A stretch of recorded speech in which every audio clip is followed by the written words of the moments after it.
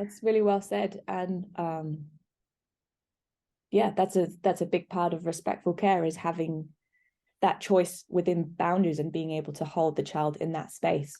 And I think what some people struggle with is when they discover respectful care is knowing how to do that without implementing timeouts or using shame or reward charts to get the child to do what they want them to do and just hold that space. And again, I think that's why it's really important to see real life examples of what that looks like here. Another thing to mention is that these approaches that are based around respectful care, so Montessori, Waldorf, Pikler, these were all developed in a different time for different reasons.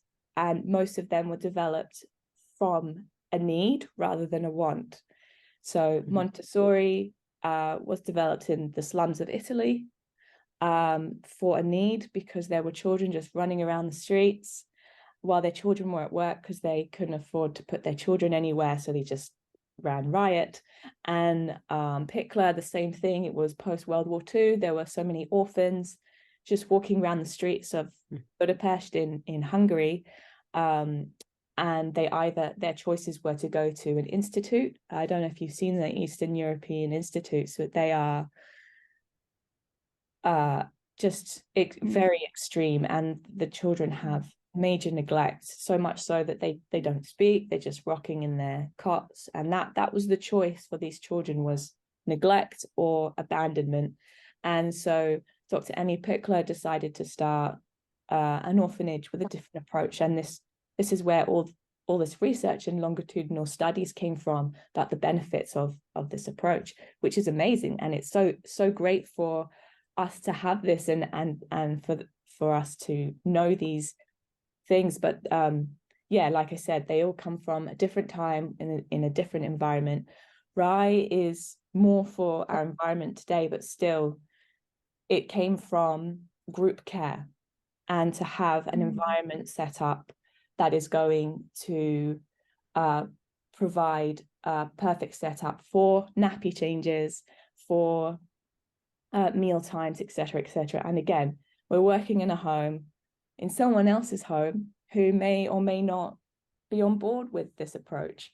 And so it's working with all these different factors to come into a space that really works.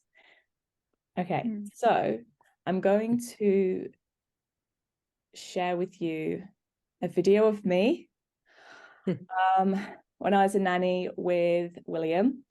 In this video, William, I believe, is 13 months. And at this point, we've been working together for 5 months. So we have a pretty good relationship. And I'm not going to say any more. And then we'll have a discussion afterwards. Change your nappy.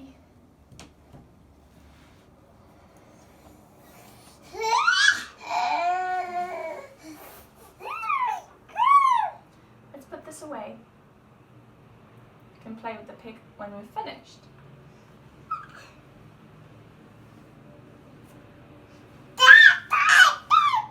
That's Mummy and Daddy.